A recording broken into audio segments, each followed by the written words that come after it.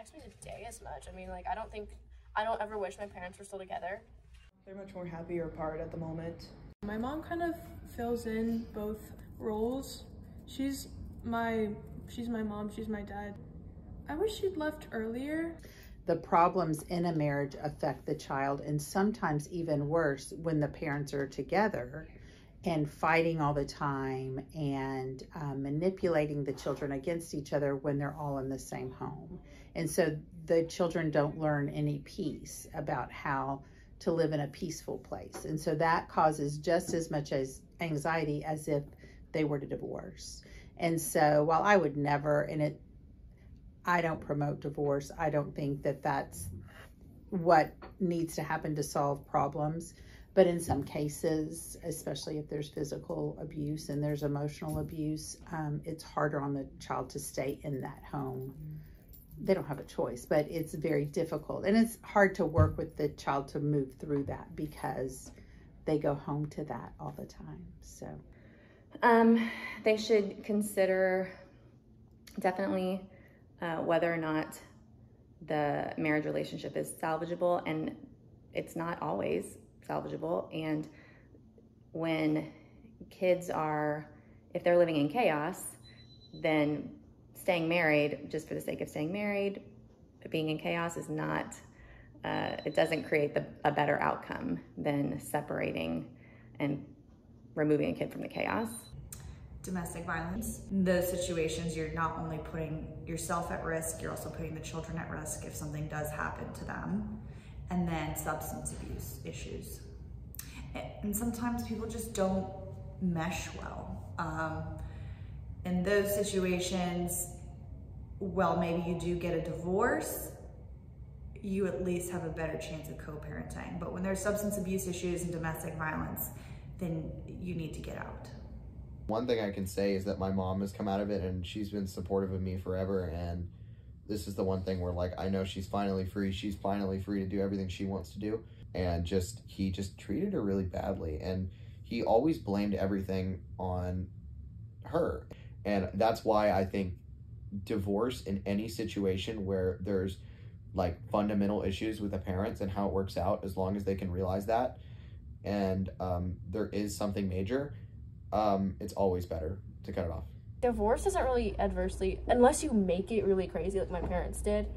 And even then, like, I got older, I've moved on, I've gotten healthy coping mechanisms, but like, if you do what you should do, and you do it the moral and right way, it won't affect your kids as much as you think it will. It won't like destroy them forever, you know?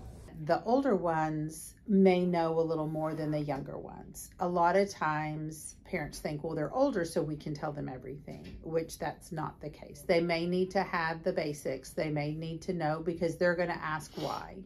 And the little ones are going to ask why too, but you would say it differently. But the message needs to be the same as, it's not their fault. This is something between the adults. They both still love the child, but they are having a hard time getting along with each other. Seek out counseling for the children before, and also make sure that they're well aware of the fact that mom and dad still love them, mom and dad still care for them. Just because they're getting a divorce doesn't mean that they're never going to see dad again, or they're never going to see mom again. Obviously, for each case, that might not be a possibility if it's a substance abuse issue or domestic violence abuse issue, but if it's not, and you have the capability and the finances to get a counselor involved and tell the kids together that this is what we're doing, it helps the kids tremendously, because then they're not so scared of the process. My dad actually told me that they were getting divorced like 2 months before he told anyone else, and that actually completely ruined me because I didn't have time to get therapy until 2 months after. Sometimes they don't feel comfortable having that advice, having that voice. So talking to their school counselor, a lot of times I'll encourage the parents to get them an outside counselor if they're able to do that, because they need a place where they can talk and be real about how they're feeling.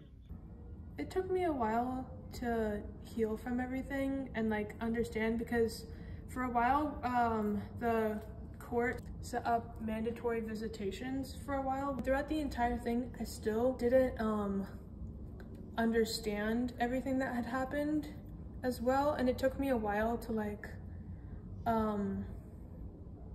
get a hold of myself, basically. My dad just moved down the street and they were both now in separate apartments, and I was really confused on why that was and really upset with it in the beginning and wanted to know more but couldn't tell me. So one of the things has been kids with feeling anxious because they're torn in two different places. So sometimes the parents talk to them about the personal adult stuff, the marriage stuff, especially at the high school level. And so then it makes the kids anxious because they want to support one parent and not go against the other parent, but they can't support both at the same time. Get them into counseling. I would probably suggest that definitely across the board, but also like secondary to the parents getting themselves in counseling. And if they know that co-parenting is going to be a challenge, then finding a counselor who works on co-parenting, or getting a parenting facilitator who specializes in developing a co-parenting plan with them. And then definitely have the kid in counseling, but oftentimes if the parents are getting counseling and they're co-parenting well and things are smoother, then the kid's just gonna adjust better. Don't be a jerk to each other. Really, don't be a jerk to each other, because it is not a fight against each other. It's for your kids. You may hate each other. The two adults may hate each other, but they have these children that is their responsibility to take care of them. Don't hate each other. Be nice. It's not that big of a deal. It's not that hard. Don't tell the kids everything that's going on. Like once they're older, they can make their own decision and they can ask the questions, but don't, especially in the beginning of the divorce. And a lot of times that's a very emotional time for the parents. And not letting the kids know every single thing, and assuring if the kids do know more than they need to know just from being in the situation, being in the home, assuring the kids that that's not their responsibility, that's not their fault, that's not, that the adults will take care of that adult stuff. A lot of times, and this may have answered one of the other questions, a lot of times the kids feel responsible. They'll say things like, if I had been a better student, if I had turned in all my work, they wouldn't fight about me not, me failing my classes. If I had been nicer to my brothers or sisters, they wouldn't have fought over that. Well, the truth is that's not what they're fighting over. They're disagreeing about that because there's other things going on in the marriage. I try to tell my clients to, let's not fight about every little thing. Let's concede certain things in effort to try to obtain the things that matter most to us. And so just trying to be as reasonable as possible and tell them to remember that, they have kids together. And so it's not helping anything to create more conflict than absolutely necessary. But people get so wrapped up in the hate towards each other that the kids fall out. You're not always going to get everything you want. You're not always going to get your way. So learn to compromise. Take a crash course in compromising. And really, it's easier said than done, but develop a high level of awareness of whether or not you're making a decision based on it being the best decision for your kid, and really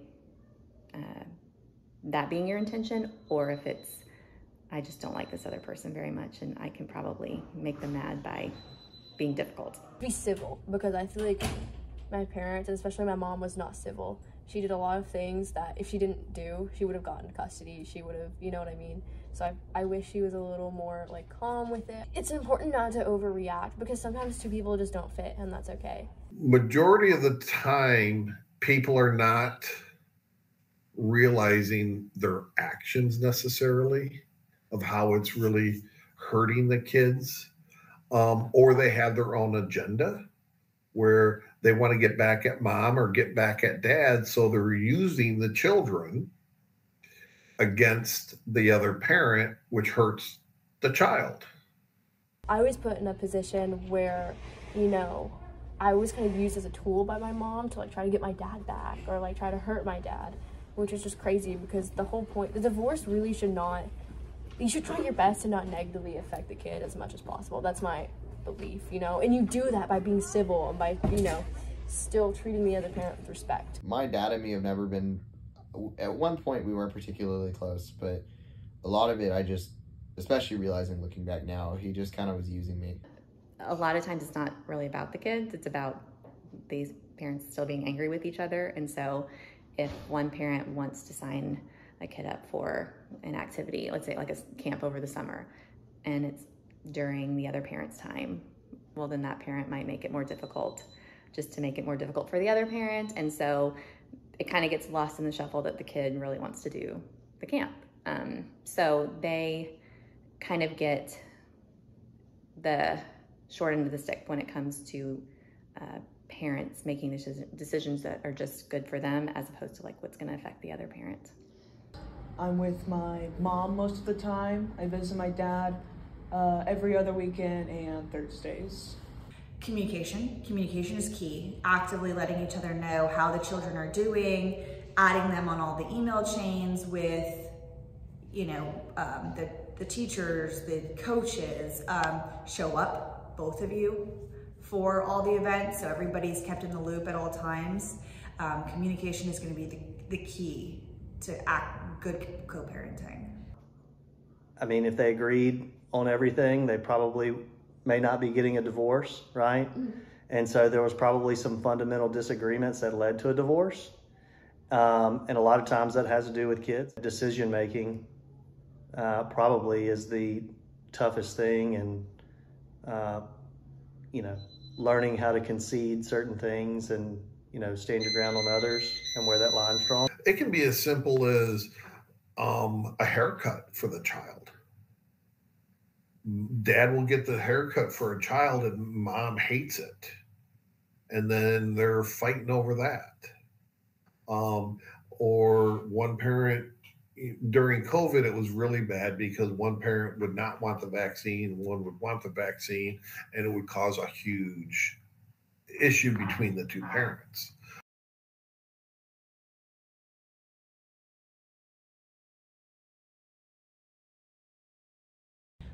Sometimes people will come in upset with their spouses because of very minor things, like he doesn't clean the house or he doesn't do enough around the house, and they're just fed up with one another. And it could be that they're just been around each other for too long. And so I don't generally advise them to stay. I tell them, why don't you go and seek some counseling and some help, and if you still feel that way in a couple of months, then we can reconsider whether or not you want to file for divorce.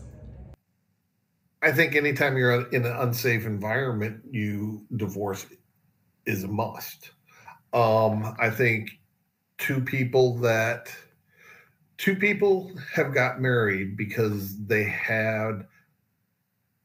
most people had a great relationship. Then after a period of time, that relationship breaks down. But they forget what they felt like when they first met, to where it's towards the end of the marriage. If you can get back to some middle ground, I think most marriages can be saved. I think it's hard work. I think it's very easy to get divorced, and I think it's necessary, but I think it's sometimes just too easy.